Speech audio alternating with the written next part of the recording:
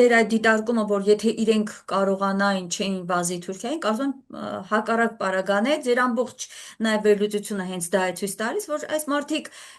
ոչ թե վազում են, որովհետև չունեն տարբերակ, վազում են, որովհետև այնտեղից ֆինանսավորվել են, այնտեղի հոսքերով Թավշյա հեղափոխությունն է Հայաստանում իրականացվել եւ դրա մասին բազմաթիվ անգամ ասվում է, այսինքն իրենք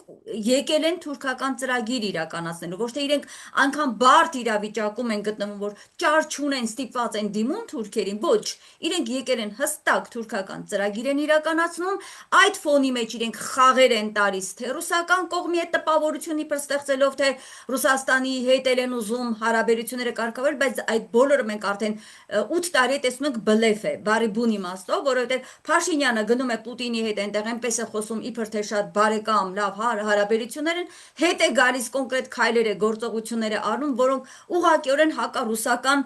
դաշտում են եւ այստեղ արդեն բավական է, բացահայտ ակնհայտ է, որ մանիպուլացնում են։ Այսինքն սրանք ոչ թե աշխարհ քաղաքական իրավիճակի անճարությունից է, որ դարձել են թուրքամետ, այլ սրանք թուրքամետ գործիչներ են։ Իրենց կենսագրությամբ, իրենց ամբողջ անցած ուղով եւ կատարած քայլերով։ Սա պիտի հստակ լինի մեր ժողովրդին, որովհետեւ երբեմն ես լսում եմ ժողովրդի հետ այսպես զրույցներում, հարցազրույցներում, հարցումներում, որ ասում են, բա դե ինչ անեն, ճար չունեն, չէ։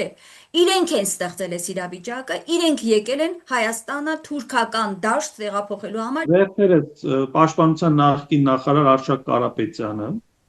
որը նշանակվել է Պաշտպանության նախարար Նիկոլ Փաշինյանի կաբինետում, կառավարության իհարկե, անդամ է, եւ նաեւ հետագայում դարձավ Նիկոլ Փաշինյանի խորհրդական, հանդես է եկել հայտարարությամբ, որ ինքը ունի փաստաթուղթ, որով ապացուցվում է, որ Նիկոլ Փաշինյանը հանդիսանում է օտարերկրյա գործակալ, օտարերկրյա ազդեցության գործակալ, եւ ոչ միայն Նիկոլ Փաշինյանը, այլև նրա մի շարք համախոհներ։ Նաեւ մի քանի տարի առաջ Սերժ Սարգսյանը նույնպես հայտարարեց, որ ինքը ունի փաստաթղթեր, որոնց պարագայում, եթե նա հրապարակեց, Նիկոլ Փաշինյանը հայտնվելու է մեղմ ասած շատ վատ եւ ծանր իրավիճակում, ոչ բառացիեմ ասում։ Իմ հորդորն այն է, որ նախկին բոլոր պաշտոնյաները բարձրաստիճան, լինեն նախագահներ, նախարարներ, անվտանգության աշխատակիցներ, որոնք ունեն համապատասխան փաստաթղթեր, որոնք լույս կարող են սփռել իրականությանը եւ բացահայտել